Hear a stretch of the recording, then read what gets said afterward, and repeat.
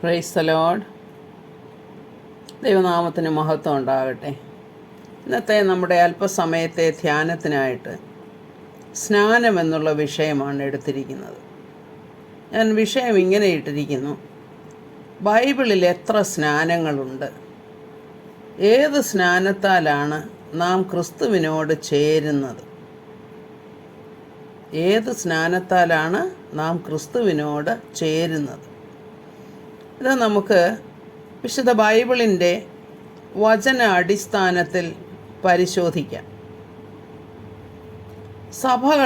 പല സഭകൾക്ക് പല വിധത്തിലുള്ള സ്നാനങ്ങളുണ്ട്. എന്നാൽ ഏത് സ്നാനത്താലാണ് നാം ക്രിസ്തുവിനോട് ചേരുന്നത്? ഇതാണ് നമ്മുടെ ഇന്നത്തെ വിഷയം. നമ്മൾ പഴയ നിയമം പരിശോധിക്കുകയാണെങ്കിൽ പുറപ്പാട് പുസ്തകം 29:4 ഇങ്ങനെ പറയുന്നു: അഹരോനെയും അവൻ്റെ പുത്രന്മാരെയും സമാഗമന കൂടാരത്തിൻ്റെ വാതിൽക്കൽ വരുത്തി വെള്ളം കൊണ്ട് കഴുകണം. അതൊരു സ്നാനമായിട്ട് കരുതുന്നു. 7-ാമത്തെ വാക്യത്തിൽ വീണ്ടും പറയുന്നു: പിന്നെ അഭിഷേക തൈലമെടുത്ത് തലയിലൊഴിച്ച് അവനെ അഭിഷേകം ചെയ്യണമെന്ന്. വീണ്ടും നമ്മൾ ലേവ്യ പുസ്തകത്തിലേക്ക് വരുമ്പോൾ മോശ അഹരോനെയും പുത്രന്മാരെയും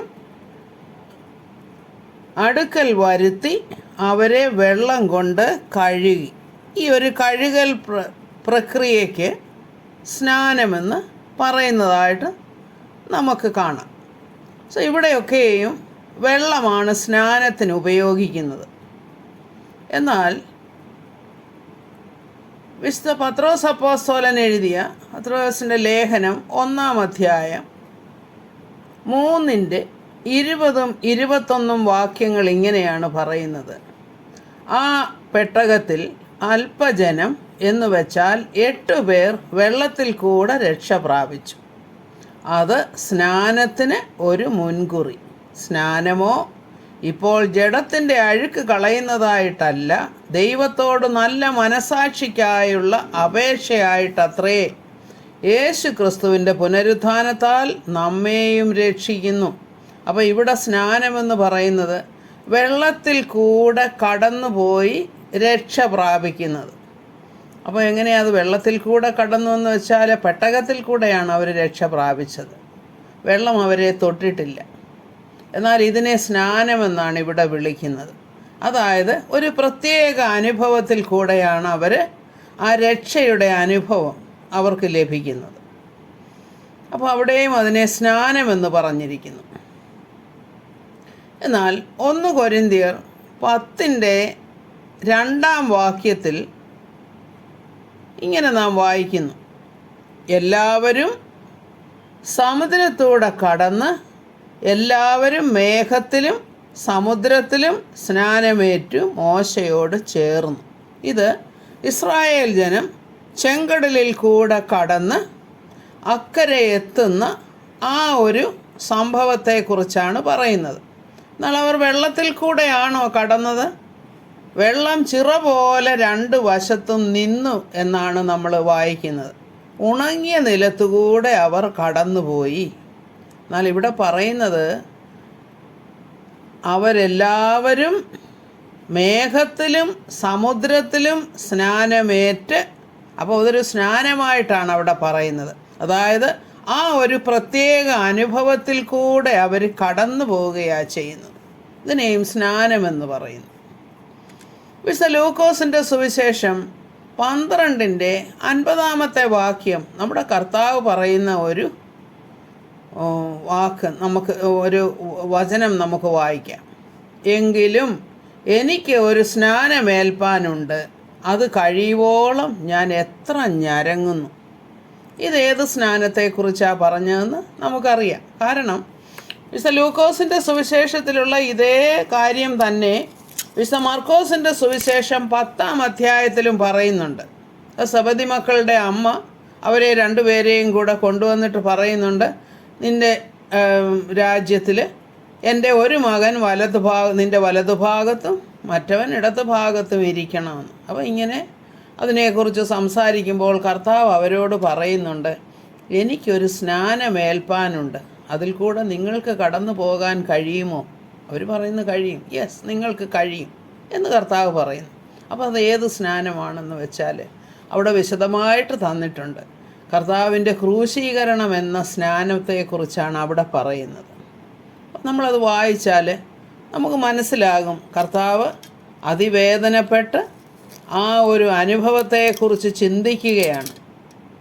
അപ്പോൾ ഇവിടെ നാം കാണുന്നത് ഒരു പ്രത്യേക അനുഭവത്തിൽ കൂടെ കടന്നു പോകുക, അല്ലെങ്കിൽ അതിൽ മുങ്ങുക എന്ന് വെച്ചാൽ അതിലങ്ങ് മുഴുവനായി ആയിത്തീരുക, ഒരു പ്രത്യേക സിറ്റുവേഷനിലായിരിക്കുക എന്നൊക്കെ നമുക്ക് മനസ്സിലാക്കാം. അപ്പോൾ പിന്നീട് നമ്മൾ പുതിയ നിയമത്തിൽ വായിക്കുകയാണെങ്കിൽ സ്നാപക യോഹന്നാൻ പറയുന്നതായിട്ട് വിശുദ്ധ മത്തായിയുടെ സുവിശേഷം 5:11 നാം ഇങ്ങനെ വായിക്കുന്നു: ഞാൻ നിങ്ങളെ മാനസാന്തരത്തിനായി വെള്ളത്തിൽ സ്നാനമേൽപ്പിക്കുന്നതേയുള്ളൂ. എൻ്റെ പിന്നാലെ വരുന്നവനോ എന്നേക്കാൾ ബലവാനാകുന്നു. അവൻ്റെ ചെരുപ്പ് ചുമപ്പാൻ ഞാൻ മതിയായവനല്ല. അവൻ നിങ്ങളെ പരിശുദ്ധാത്മാവിലും തീയിലും സ്നാനമേൽപ്പിക്കും. ഇവിടെ സ്നാനത്തെക്കുറിച്ച് വളരെ ക്ലിയറായിട്ട് പറയുകയാണ്. നമുക്കറിയാം, വെള്ളത്തിൽ സ്നാനം കഴിപ്പിച്ച സ്നാപക യോഹന്നാൻ ഏത് സ്നാനമാണ് അവർക്ക് കൊടുത്തത്? മാനസാന്തര സ്നാനമാണ് കൊടുത്തത്. എന്നാൽ പറയുന്നത്, അപ്പോൾ അനേകർ വന്ന് സ്നാനമേറ്റു, തങ്ങളുടെ പാപങ്ങളെ ഏറ്റുപറഞ്ഞ് യോർദാൻ നദിയിൽ അവനാൽ സ്നാനമേറ്റു എന്ന് നമ്മൾ വായിക്കുന്നുണ്ട്. എന്നാൽ യോഹന്നാൻ സ്നാപകൻ പറയുന്നതാണ്, എൻ്റെ പിന്നാലെ ഒരുവൻ വരുന്നുണ്ട്, അവൻ്റെ ചെരുപ്പ് ചുമപ്പാൻ പോലും ഞാൻ യോഗ്യനല്ല, അതിന് മതിയായവനല്ല ഞാൻ. അവൻ നിങ്ങളെ പരിശുദ്ധാത്മാവിൽ സ്നാനം കഴിപ്പിക്കും. ഇനി പരിശുദ്ധാത്മാവിൽ മാത്രമാണോ? തീയിലുള്ള സ്നാനവും അവൻ കൊടുക്കുന്നുണ്ട്. ഇത് രണ്ടും ഒന്നല്ല. പരിശുദ്ധാത്മ സ്നാനവും തീയിലുള്ള സ്നാനവും വേറെ വേറെയാണ്. അത് ആ ചാപ്റ്റർ നമ്മൾ വായിക്കുമ്പോൾ മനസ്സിലാകും. അത് തീയിലുള്ള സ്നാനം ന്യായവിധിയാണെന്നുള്ളത്. പരിശുദ്ധാത്മാവിലുള്ള സ്നാനമെന്ന് വെച്ചാൽ പരിശുദ്ധാത്മ അഭിഷേകം പ്രാപിക്കുന്നത്, പരിശുദ്ധാത്മാവിനാൽ നിറയുന്നത്, ഇതൊക്കെയാണ് പരിശുദ്ധാത്മ സ്നാനം. അപ്പോൾ അത് ആരാ കൊടുക്കുന്നത്? യേശു കർത്താവാണ് ആ പരിശുദ്ധാത്മാവിലെ സ്നാനം കൊടുക്കുന്നത്. അപ്പോൾ പിന്നീട് നമ്മൾ സ്നാനത്തെക്കുറിച്ച് നോക്കുമ്പോൾ കർത്താവും യോർദാനിൽ സ്നാനമേറ്റു അല്ലേ? കർത്താവ് സ്നാനമേറ്റത് ഏതായാലും മാനസാന്തര സ്നാനമല്ല. കാരണം കർത്താവിന് മാനസാന്തരത്തിൻ്റെ ആവശ്യമില്ല. പിന്നെ എന്തുകൊണ്ടാണ് കർത്താവ് സ്നാനമേറ്റത്? സ്നാപക യോഹന്നാൻ പറയുന്നുണ്ട്, നിന്നാൽ സ്നാനമേൽക്കുന്നത് എനിക്ക് ആവശ്യം. അപ്പോൾ കർത്താവ് പറയുന്നു, ഇപ്പോൾ സമ്മതിക്ക്, ഇങ്ങനെ സകല നീതിയും നിവൃത്തിയാകട്ടെ എന്ന്. അപ്പോൾ ഏത് നീതിയാണ്? അത് ന്യായപ്രമാണത്തിലെ നീതിയാണ്. ന്യായപ്രമാണം അനുസരിച്ച് നമ്മൾ ആദ്യം വായിച്ച 2 വാക്യങ്ങൾ, അതുപോലെയുള്ള സ്നാനങ്ങൾ പലതുണ്ട്. അപ്പോൾ ഒരു പുരോഹിത ശുശ്രൂഷയ്ക്കായിട്ട് അഹരോനെയും മക്കളെയും റെഡിയാക്കുന്നതിന് മുൻപുള്ളതാണ് ആ സ്നാനമെന്ന് നമ്മളവിടെ വായിച്ചു. അവരെ കഴുകണം, അവർക്ക് പുതിയ അങ്കി കൊടുക്കണം, അഭിഷേക തൈലം അവരുടെ മേൽ പുരട്ടണം എന്നൊക്കെയുള്ളത്. അപ്പോൾ അത് സ്നാനമാണ്. അപ്പോൾ കർത്താവിൻ്റെയും പരസ്യ ശുശ്രൂഷയുടെ ആരംഭത്തിൽ ഇവൻ ദൈവപുത്രൻ എന്ന് പിതാവ് സ്വർഗത്തിൽ നിന്ന് പറയുന്നു. അതുപോലെ തന്നെ പരിശുദ്ധാത്മാവ് യേശു കർത്താവിൻ്റെ മേൽ വരുന്നു. ഇതാണ് ആ സ്നാനം, കർത്താവിൻ്റെ സ്നാനം. ഇനി നാം ഏൽക്കുന്ന സ്നാനമാണോ ഇത്? ഇല്ല, നമുക്ക് ഇങ്ങനെയുള്ള സ്നാനമല്ല എന്ന് നമുക്ക് മനസ്സിലാക്കാം. കർത്താവ് തന്നെ പറയുന്നുണ്ട്, ഞാൻ ന്യായപ്രമാണത്തെയോ പ്രവാചകന്മാരെയോ നീക്കേണ്ടതിന് വന്നുവെന്ന് നിങ്ങൾ വിചാരിക്കരുത്. ഞാൻ നീക്കുവാനല്ല, നിവർത്തിപ്പാൻ അത്രയേ ഞാൻ വന്നത്. അതായത് ന്യായപ്രമാണത്തിൽ എന്തൊക്കെയുണ്ടോ അതൊക്കെയും നിവർത്തിക്കുവാനാണ് കർത്താവ് വന്നത് എന്ന്. അപ്പോൾ കർത്താവ് പറയുന്ന സ്നാനമെന്നുള്ളത് ന്യായപ്രമാണ പ്രകാരമുള്ള സ്നാനമാണ്. ഇനിയും കർത്താവിൻ്റെ അടുത്ത് നിക്കോദിമോസ് വരുമ്പോൾ നിക്കോദിമോസിനോടുള്ള സംസാരത്തിൽ കർത്താവ് ഇപ്രകാരം പറയുന്നുണ്ട്. അപ്പം സ്നാനത്തെക്കുറിച്ച് പുനർജനനത്തെക്കുറിച്ചൊക്കെ പറയുമ്പോൾ കർത്താവ് പറയുന്നുണ്ട്, ഞാൻ നിന്നോട് പറയുന്നു, വെള്ളത്താലും ആത്മാവിനാലും ജനിച്ചില്ല എങ്കിൽ ദൈവരാജ്യത്തിൽ കടപ്പാൻ ആർക്കും കഴിയുകയില്ല. അതായത് വെള്ളത്താൽ സ്നാനമേൽക്കണം, ആത്മാവിനാലും സ്നാനമേൽക്കണം, എന്നാൽ മാത്രമേ നിങ്ങൾ സ്വർഗരാജ്യത്തിൽ കടക്കുകയുള്ളൂ. അങ്ങനെ പറയുന്നു. ഇനി കർത്താവിൻ്റെ പരസ്യ ശുശ്രൂഷയൊക്കെ കഴിഞ്ഞ്, കർത്താവിൻ്റെ ക്രൂശീകരണവും കഴിഞ്ഞ്, കർത്താവ് ഉയർത്തെഴുന്നേറ്റ കർത്താവ് അവർക്ക് പ്രത്യക്ഷപ്പെട്ട് ശിഷ്യന്മാരോട് പറയുന്നതാണ് ഒരു ഗ്രേറ്റ് കമ്മീഷൻ എന്ന പേരിൽ നാം അറിയുന്നത്. എന്താണ് പറയുന്നത് അവിടെ? കർത്താവ് ശിഷ്യന്മാരോട് പറയുകയാണ്, ആകയാൽ നിങ്ങൾ പുറപ്പെട്ട് പിതാവിൻ്റെയും പുത്രൻ്റെയും പരിശുദ്ധാത്മാവിൻ്റെയും നാമത്തിൽ സ്നാനം കഴിപ്പിച്ചും ഞാൻ നിങ്ങളോട് കൽപ്പിച്ചതൊക്കെയും പ്രമാണിപ്പാൻ തക്കവണ്ണം ഉപദേശിച്ചും കൊണ്ട് സകല ജാതികളെയും ശിഷ്യരാക്കിക്കൊള്ളുവീൻ. ഞാനോ ലോകാവസാനത്തോളം എല്ലാ നാളും നിങ്ങളോട് കൂടെ ഉണ്ട് എന്ന് അരുളി ചെയ്തു. അപ്പോൾ ഇവിടെ എന്താ പറയുന്നത്? താൻ പഠിപ്പിച്ച കാര്യങ്ങൾ, പഠിപ്പിച്ചത് എന്താണ്?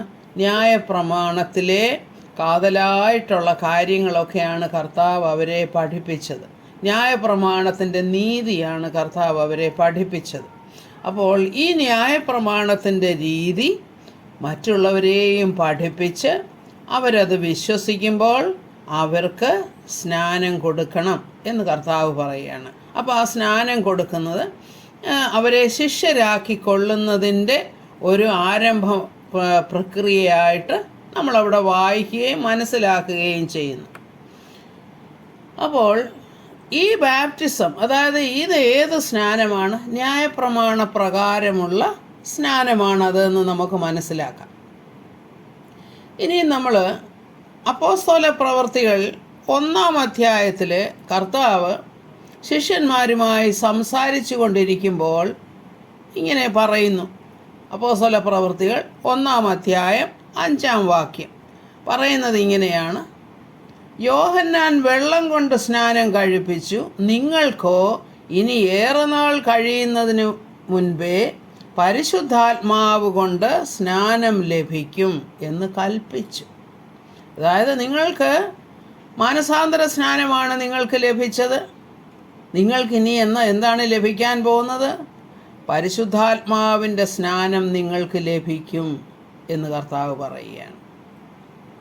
അപ്പോൾ അത് കഴിഞ്ഞിട്ട് 2-ാം അധ്യായത്തിൽ, അതായത് ഞാൻ ആ സ്നാനം എന്നുള്ള ആ വാക്കുകൾ വരുന്ന വചനങ്ങളാണ് എടുക്കുന്നത്.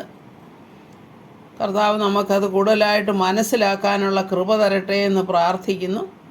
പെന്തിക്കോസ്ത് നാളിൽ അവർ കൂടിയിരുന്ന സ്ഥലത്ത് പരിശുദ്ധാത്മാഭിഷേകം അവർക്ക് ലഭിക്കുന്നതായിട്ട് നമ്മൾ വായിക്കുന്നു.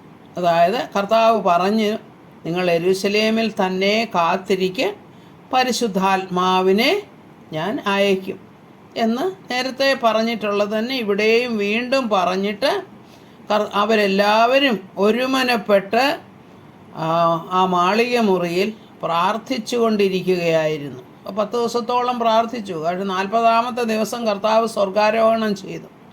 10 ദിവസത്തോളം പ്രാർത്ഥിച്ച് കാത്തിരുന്ന് അവർക്ക് പരിശുദ്ധാത്മാവിനെ ലഭിക്കുന്നതായിട്ട് നാം കാണുന്നുണ്ട്. അപ്പോൾ പരിശുദ്ധാത്മാവ് നിറഞ്ഞവനായി പത്രോസ് മറ്റ് ശിഷ്യന്മാരോട് കൂടെ എഴുന്നേറ്റ് നിന്ന് അവരോട് സംസാരിച്ചു കഴിഞ്ഞപ്പോൾ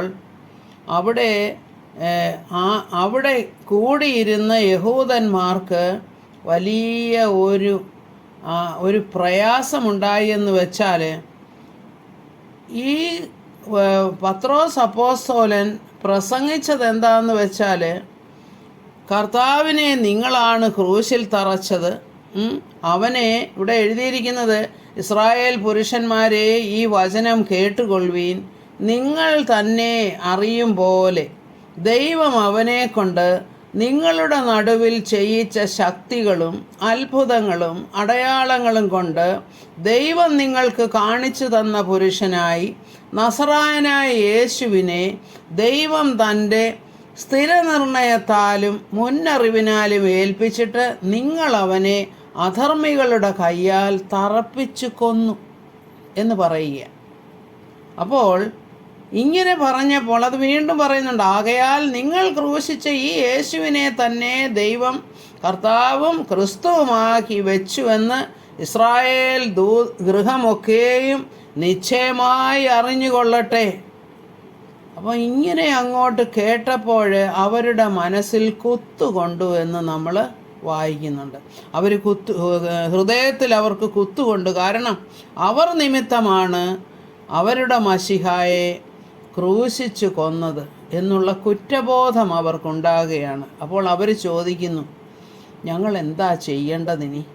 ഞങ്ങളിനി എന്താണ് ചെയ്യേണ്ടത്? രക്ഷപ്പെടാനായിട്ട് ഞങ്ങൾ എന്ത് ചെയ്യണം എന്ന് ചോദിക്കുമ്പോൾ പത്രോസ് അപ്പോസ്തലൻ അവരോട് പറയുകയാണ്, നിങ്ങൾ മാനസാന്തരപ്പെട്ട് നിങ്ങളുടെ പാപങ്ങളുടെ മോചനത്തിനായി ഓരോരുത്തൻ യേശു ക്രിസ്തുവിൻ്റെ നാമത്തിൽ സ്നാനമേൽപ്പീൻ, എന്നാൽ പരിശുദ്ധാത്മാവെന്ന ദാനം ലഭിക്കും. അപ്പോൾ അവരോട് എന്ത് ചെയ്യാനാണ് പറയുന്നത്? നിങ്ങൾ ചെയ്ത ഈ പാപം നിങ്ങൾ സമ്മതിച്ച്, നിങ്ങൾ ദൈവത്തോട് അനുതപിച്ച് പ്രാർത്ഥിച്ച് നിങ്ങൾ അവനിൽ നിന്നും പാപമോചനം പ്രാപിക്കുക. പാപമോചനം പ്രാപിക്കുമ്പോൾ നിങ്ങൾ യേശു ക്രിസ്തുവിൻ്റെ നാമത്തിൽ സ്നാനമേൽക്കണം. സ്നാനമേൽക്കുമ്പോൾ നിങ്ങൾക്ക് പരിശുദ്ധാത്മാവെന്ന ദാനം ലഭിക്കും എന്ന് പറയുന്നു. അപ്പോൾ നമുക്ക് മനസ്സിലായി ഏത് കോണ്ടെക്സ്റ്റിലായി ഇങ്ങനെ മാനസാന്തരപ്പെട്ട് സ്നാനമേൽപ്പീൻ എന്ന് പറയുന്നത്. കാരണം ഇസ്രായേൽ പുരുഷന്മാർ അവരാ വലിയ തെറ്റ് ചെയ്തത് അനുതപിച്ച് പ്രാർത്ഥിക്കാനായിട്ട് അപേക്ഷിക്കാനായിട്ട് പറയുമ്പോഴാണ്. അപ്പോൾ അത് അവിടെ നിൽക്കട്ടെ. ഇനി നമുക്ക് വേറെയും പരിശോധിക്കാം. അടുത്തത് നമുക്കറിയാം, ഈ ഒരു സംഭവമൊക്കെ കഴിഞ്ഞിട്ട് അനേകം പേര് 3000-ഓളം പേര് സ്നാനപ്പെട്ട് സഭയോട് ചേർന്നു എന്ന് നമ്മൾ വായിക്കുന്നുണ്ട്. അപ്പോൾ ഒരു സഭ അവിടെ ഉണ്ടായിരുന്നു, ആ സഭയോട് ചേർന്നു എന്നാണ് നമ്മൾ വായിക്കുന്നത്. എന്നാൽ നമുക്കറിയാം, പിന്നെ ക്രിസ്ത്യാനികളെ അല്ലെങ്കിൽ ക്രിസ്തുവിനെ സ്വീകരിച്ചവരെ, കർത്താവിനെ രക്ഷിതാവായി അംഗീകരിച്ചവരെ, മശിഹ ആയിട്ട് അംഗീകരിച്ചവരെയൊക്കെയും മറ്റ് യഹൂദന്മാർ വളരെയധികം പീഡിപ്പിക്കാനായിട്ട് തുടങ്ങി, വളരെയധികം കഷ്ടപ്പെടുത്താനായിട്ട് തുടങ്ങി. അവരുടെ സ്വന്തം ആളുകൾ തന്നെയാണ്. നമുക്കറിയാമല്ലോ, സ്തേഫാനോസിനെ കല്ലെറിഞ്ഞു കൊല്ലാനുള്ള കാര്യം എന്തുവാ? അന്ന് പൗലോസ് അപ്പോസ്തലൻ ശൗൽ എന്നുള്ള പേരിൽ ഒരു ചെറുപ്പക്കാരനായിട്ട് അവിടെ നിൽക്കുന്നുണ്ട്. അപ്പം ശൗലും കൂടെ സമ്മതിച്ച് അതിന് നേതൃത്വം എടുത്താണ് സ്തേഫാനോസിനെ കല്ലെറിഞ്ഞു കൊല്ലുന്നത്. അപ്പോൾ കല്ലെറിഞ്ഞു കൊന്ന് അപ്പോൾ സ്തേഫാനോസ് മരിച്ചു കഴിഞ്ഞപ്പോഴത്തേക്ക് അന്ന് അവിടെ ഉണ്ടായിരുന്ന ക്രിസ്ത്യാനികളൊക്കെയും ചിതറിപ്പോയി. അന്ന് ക്രിസ്ത്യാനികളെന്ന് പേര് വന്നിട്ടില്ല, പിന്നീടാണ് അവർക്ക് ക്രിസ്ത്യാനികളെന്ന് പേര് വരുന്നത്. ക്രിസ്തുവിനെ കർത്താവായി സ്വീകരിച്ചവർ ഓരോരുത്തർ അവരെല്ലാം പലയിടത്തായിട്ട് ചിതറിപ്പോയിട്ട് അവരവിടെ അവർക്ക് ഒക്കുന്ന വിധത്തിലൊക്കെ കർത്താവിനെക്കുറിച്ച് സംസാരിച്ചു, അനേകർ വിശ്വസിക്കുകയും ഒക്കെ ചെയ്തു. അപ്പോൾ പിന്നീട് എന്താണ് സംഭവിക്കുന്നതെന്ന് വെച്ചാൽ, ആ ഒരു പീരീഡ് അങ്ങോട്ട് കഴിഞ്ഞപ്പോഴാണ് പൗലോസ് അപ്പോസ്തലൻ, അതായത് ഒരു കുറേ ചാപ്റ്റേഴ്സ് കഴിഞ്ഞിട്ട് നമ്മൾ അപ്പോസ്തല പ്രവൃത്തികളിൽ 9-ാമത്തെ അധ്യായത്തിൽ പൗലോസിനെ കർത്താവ് വിളിക്കുന്നതായിട്ട്, തൻ്റെ സുവിശേഷം പ്രചരിപ്പിക്കാനായിട്ട് വിളിച്ച് ഒരു പ്രത്യേക ദൗത്യമായിട്ട് പൗലോസ് അപ്പോസ്തലനെ അത് ഏൽപ്പിക്കുകയാണ്. നമുക്കറിയാം, അതൊക്കെ നമ്മൾ വിശദമായിട്ടൊക്കെ നമ്മൾ വായിച്ചിട്ടും പഠിച്ചിട്ടും ഒക്കെയുള്ള കാര്യങ്ങളാണ്. അപ്പോൾ പൗലോസ് അപ്പോസ്തലന് അപ്പോൾ കർത്താവിൽ നിന്നും റെവലേഷൻസ് കിട്ടാൻ തുടങ്ങി, വെളിപ്പാടുകൾ കിട്ടാൻ തുടങ്ങി. എന്താണ് പറയേണ്ടത്, എങ്ങനെയാണ് കർത്താവിൻ്റെ സഭ മുന്നോട്ട് കൊണ്ടുപോകേണ്ടത്? എന്താണ് ഇനിയുള്ള സുവിശേഷം? ഈ നേരത്തെയുള്ള ന്യായപ്രമാണം തന്നെയാണോ, അതോ അതിൽ നിന്നും വ്യത്യാസപ്പെട്ട എന്തെങ്കിലും ആണോ എന്നൊക്കെ നമ്മൾ പഠിക്കുമ്പോൾ മനസ്സിലാകുന്നത് കൃപയുടെ സുവിശേഷമാണ് പൗലോസ് അപ്പോസ്തലനെ ഏൽപ്പിക്കുന്നത്. അപ്പോൾ കൃപയുടെ സുവിശേഷം എന്ന് പറഞ്ഞാൽ എന്താണ്? കർത്താവിൻ്റെ ക്രൂശീകരണത്തിൽ വിശ്വസിക്കുന്ന ഏവർക്കും അവൻ്റെ മരണത്തിലും പുനരുത്ഥാനത്തിലും വിശ്വസിച്ച് അവൻ ഇനി വരുമെന്നുള്ള ആ ഒരു പ്രത്യാശയോടെ ജീവിക്കുന്ന ഏവരും രക്ഷിക്കപ്പെടും. അതിന് പ്രത്യേകമായിട്ടൊരു നിയമമോ പ്രത്യേകമായിട്ട് എന്തെങ്കിലും ചട്ടങ്ങളോ ഒന്നുമില്ല. അപ്പം കർത്താവിനോട് കർത്താവിൻ്റെ ക്രൂശീകരണം, കർത്താവിൻ്റെ ആ രക്ഷണ്യ പ്രവൃത്തിയിൽ വിശ്വസിക്കുന്നവരാണ് ആ പുതിയ സഭ, അല്ലെങ്കിൽ കൃപയുടെ സുവിശേഷം എന്ന് പറയുന്നത് അതാണ്. അതായത് കൃപയാലേ നാം രക്ഷിക്കപ്പെടുന്നു. കൃപയാലേ, എല്ലാം കൃപയാലേ. അതെങ്ങനെയാണ്? വിശ്വാസത്താൽ, യേശു ക്രിസ്തുവിലുള്ള വിശ്വാസത്താൽ കൃപയാലേ നാം രക്ഷിക്കപ്പെടുന്നു. അപ്പോൾ അതിന് ഉപോത്ബലകമായിട്ടുള്ള ഒരു വാക്യം ഏതാണെന്ന് വെച്ചാൽ റോമാലേഖനം 10:8-9-10 ഞാനൊന്ന് വായിക്കാം. എന്നാൽ അത് എന്ത് പറയുന്നു? വചനം നിനക്ക് സമീപമായി, നിന്റെ വായിലും നിന്റെ ഹൃദയത്തിലും ഇരിക്കുന്നു. അത് ഞങ്ങൾ പ്രസംഗിക്കുന്ന വിശ്വാസവചനം തന്നെ. ആര് പ്രസംഗിക്കുന്ന വിശ്വാസവചനം? പൗലോസ് അപ്പോസ്തലനും കൂടെയുള്ള മറ്റ് അപ്പോസ്തലന്മാരുമൊക്കെ പ്രസംഗിക്കുന്ന വിശ്വാസവചനം. അതെന്താണ് ആ വിശ്വാസവചനം എന്ന് നമുക്ക് നോക്കാം. യേശുവിനെ കർത്താവെന്ന് വായ് കൊണ്ട് ഏറ്റുപറയുകയും ദൈവം അവനെ മരിച്ചവരിൽ നിന്ന് ഉയർത്തെഴുന്നേൽപ്പിച്ചു എന്ന് ഹൃദയം കൊണ്ട് വിശ്വസിക്കുകയും ചെയ്താൽ നീ രക്ഷിക്കപ്പെടും. ഹൃദയം കൊണ്ട് നീതിക്കായി വിശ്വസിക്കുകയും വായ് കൊണ്ട് രക്ഷയ്ക്കായി ഏറ്റുപറയുകയും ചെയ്യുന്നു. അപ്പോൾ ഇവിടെ ഒരു രക്ഷ മനുഷ്യന് ലഭിക്കുകയാണ്. സൗജന്യമായി ലഭിക്കുന്ന രക്ഷയാണിത്. കാരണം അവർ ഈ പ്രസംഗത്തിൽ ക്രിസ്തുവിനെക്കുറിച്ചുള്ള, ക്രിസ്തുവിൻ്റെ ക്രൂശീകരണത്തെക്കുറിച്ചുള്ള പ്രസംഗത്തിലും അവൻ്റെ പുനരുത്ഥാനത്തെക്കുറിച്ചുള്ള പ്രസംഗത്തിലും അവൻ്റെ മടങ്ങിവരവിനെക്കുറിച്ചുള്ള പ്രസംഗത്തിലും വിശ്വസിക്കുമ്പോൾ അവർക്ക് ആ ഒരു രക്ഷ ഏറ്റെടുക്കാനായിട്ട്, അതിൽ കൃപയായിട്ട് അവർക്ക് സൗജന്യമായിട്ട് അങ്ങ് കൊടുക്കുകയാണ് ആ രക്ഷ. നമ്മളിവിടെ മനസ്സിലാക്കുന്നത്. അപ്പോൾ എന്താണ് ചെയ്യേണ്ടത്? എന്താണെന്ന് വെച്ചാൽ ഹൃദയം കൊണ്ട് വിശ്വസിക്കണം, വായ് കൊണ്ട് രക്ഷയ്ക്കായി ഏറ്റുപറയുകയും വേണം. എന്താ ഏറ്റുപറയേണ്ടത്?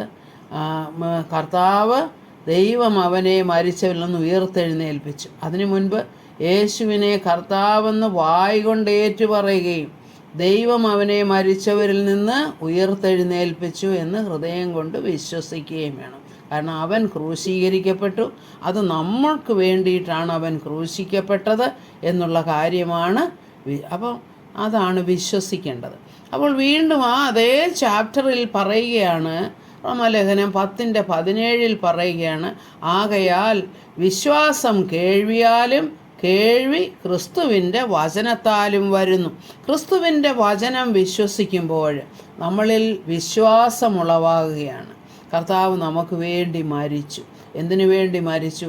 നമ്മുടെ പാപങ്ങളെ കർത്താവ് ഏറ്റെടുത്ത്, അതായത് കർത്താവ് ക്രൂശീകരിക്കപ്പെട്ടത് കർത്താവിന് പാപമുണ്ടായിട്ടല്ലല്ലോ, അവൻ നമുക്ക് വേണ്ടി ശാപമായി തീർന്നതാണ്. അപ്പോൾ അതിൽ നമ്മൾ വിശ്വസിക്കുമ്പോഴാണ്, നമ്മൾ ആ വചനം സ്വീകരിക്കുമ്പോൾ എന്താണ് സംഭവിക്കുന്നതെന്ന് വെച്ചാൽ, നമ്മളതിൽ പൂർണ്ണമായി വിശ്വസിക്കുമ്പോൾ നമ്മുടെ ഉള്ളിലേക്ക് ദൈവാത്മാവ് ആ ഒരു സാന്നിധ്യം തരികയാണ്. ദൈവത്തിൻ്റെ സാന്നിധ്യം നമ്മിലേക്ക് ഇറങ്ങുകയാണ് ചെയ്യുന്നത്. അതിനകത്ത് ഗലാത്യലേഖനം 3:5 വായിച്ചാൽ നമുക്ക് മനസ്സിലാകും, നിങ്ങൾക്ക് ആത്മാവിനെ നൽകി നിങ്ങളുടെ ഇടയിൽ വീര്യപ്രവൃത്തികളെ ചെയ്യുന്നവൻ ന്യായപ്രമാണത്തിൻ്റെ പ്രവൃത്തിയാലല്ല അത് ചെയ്യുന്നത്, എന്നാൽ വിശ്വാസത്തിൻ്റെ പ്രസംഗത്താലാണ് അങ്ങനെ ചെയ്യുന്നത്. കാരണം ദൈവം അത് വിശ്വാസത്തിൻ്റെ പ്രസംഗം നമ്മളെ കേൾപ്പിക്കുന്നു. വിശ്വാസത്തിൻ്റെ പ്രസംഗം എന്താണെന്ന് വെച്ചാൽ ആ റോമാലേഖനം നമ്മൾ വായിച്ചത് ആ 2 വാക്യങ്ങളാണ്. അപ്പോൾ വീര്യപ്രവൃത്തികളെ അവൻ നമ്മുടെ ഇടയിൽ ചെയ്യുന്നു, ആത്മാവിനെ നമുക്ക് തരുന്നു. ഈ ആത്മാവിനെ നൽകുന്നത് എന്താണ്? വിശ്വാസത്തിൻ്റെ പ്രസംഗം കേൾക്കുമ്പോഴാണ് നമുക്ക് ആത്മാവിനെ ലഭിക്കുന്നത്. അപ്പോൾ അതുകൊണ്ടാണ് പ്രത്യേകമായിട്ട് കർത്താവ് പറഞ്ഞ ഒരു കാര്യമാണ്, നിങ്ങൾക്ക് മാനസാന്തര സ്നാനം ലഭിച്ചു, എന്നാൽ ഇനിയും നിങ്ങൾക്ക് ലഭിക്കാനുള്ള സ്നാനം ഏതാണ്?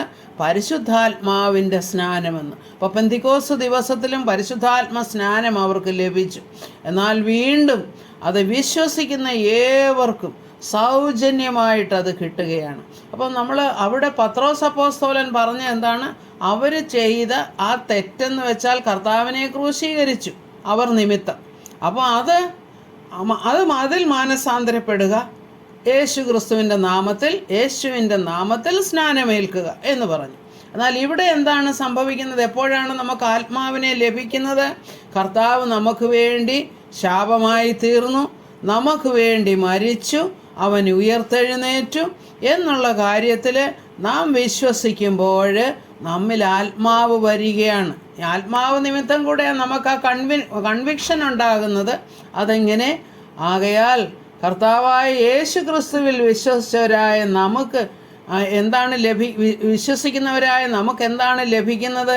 പരിശുദ്ധാത്മാവിനെ ലഭിക്കുകയാണ്. അപ്പോൾ ഇതുപോലെ ഒരു സെൻറ്റൻസ് നമുക്ക് അപ്പോസ്തല പ്രവർത്തികൾ 11-ാം അധ്യായത്തിൽ നമുക്ക് കാണാൻ കഴിയും. അതായത് പത്രോസ് അപ്പോസ്തലൻ കൊർന്നല്യോസിൻ്റെ വീട്ടിൽ പോയി അവരോട് വചനം സംസാരിച്ചപ്പോൾ അവിടെ ഇരിക്കുന്നവരൊന്നും യഹൂദന്മാരല്ല, എങ്കിൽ തന്നെയും അവരുടെ മേൽ ആത്മപകർച്ചയുണ്ടാകുകയാണ്. അപ്പോൾ അവിടെ പത്രോസ് അപ്പോസ്തലൻ പറയുന്നത്, ഞാൻ സംസാരിച്ച് തുടങ്ങിയപ്പോഴേക്കും പരിശുദ്ധാത്മാവ് ആദിയിൽ നമ്മുടെ മേൽ എന്ന പോലെ അവരുടെ മേലും വന്നു.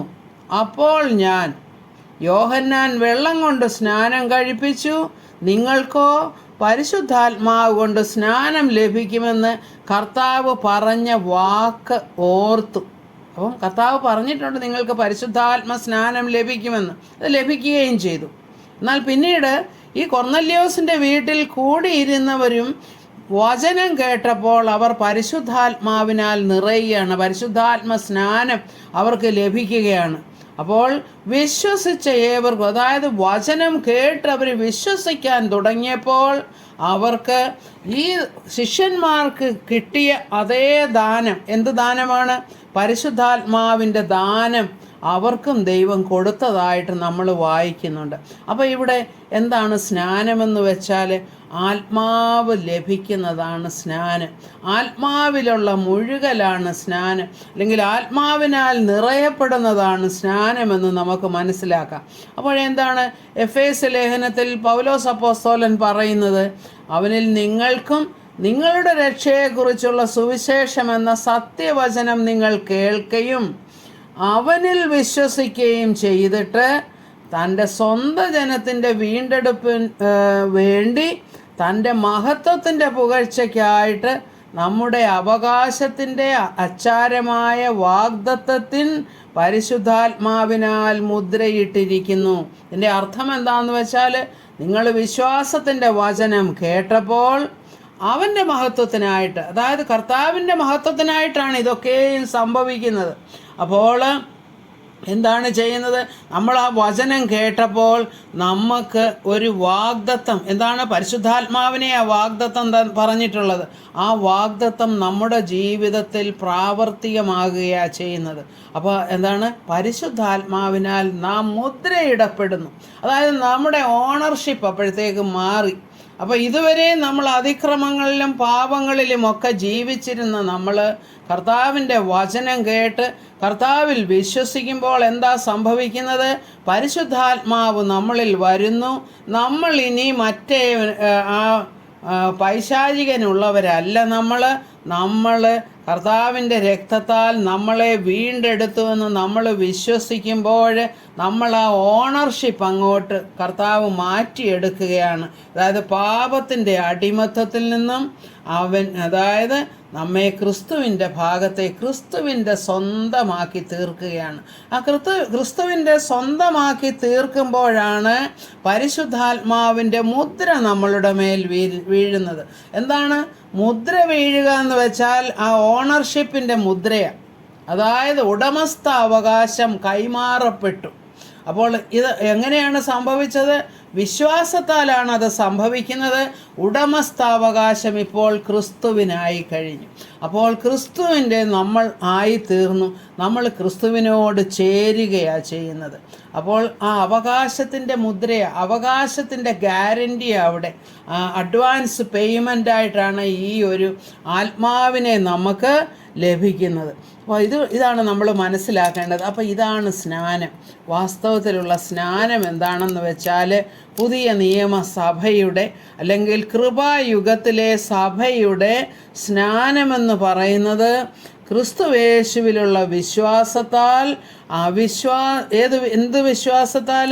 കർത്താവ് നമുക്ക് വേണ്ടി മരിച്ചു, അവൻ അടക്കപ്പെട്ടു, അവൻ ഉയർത്തെഴുന്നേറ്റു, അവൻ ഇനിയും വരും നമ്മെ ചേർക്കാനായിട്ട്.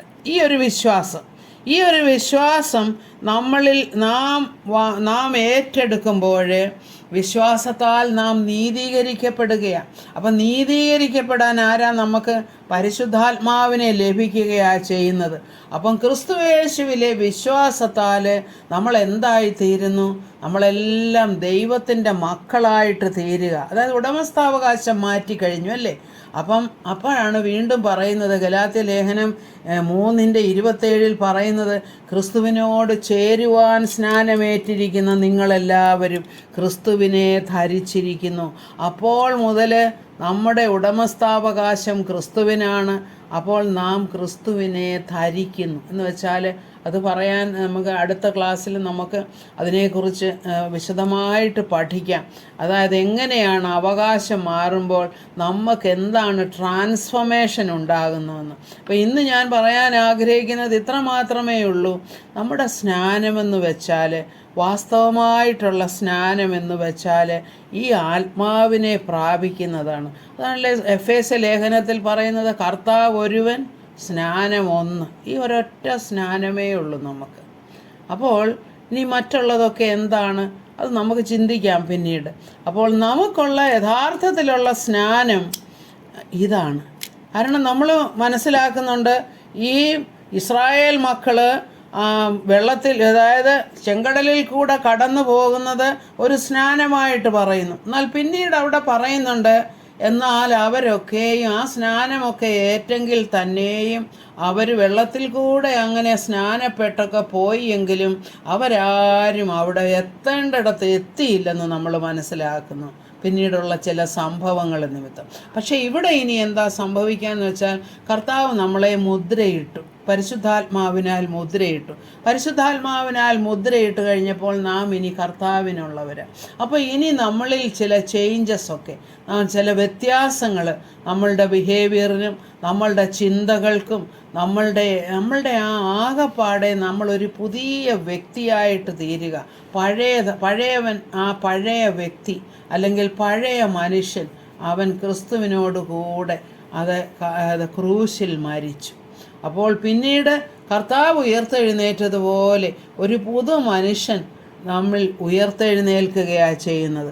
അപ്പോൾ ഇനി നമുക്ക് ഒരു വാക്യം ഇവിടെ വളരെ ശ്രദ്ധ കൊടുക്കേണ്ടതായിട്ടുള്ള ഒരു വാക്യം, എഫേസ്യ ലേഖനം 5:26-27 എന്നുള്ള വാക്യങ്ങൾ നമുക്കൊന്ന് നോക്കാം.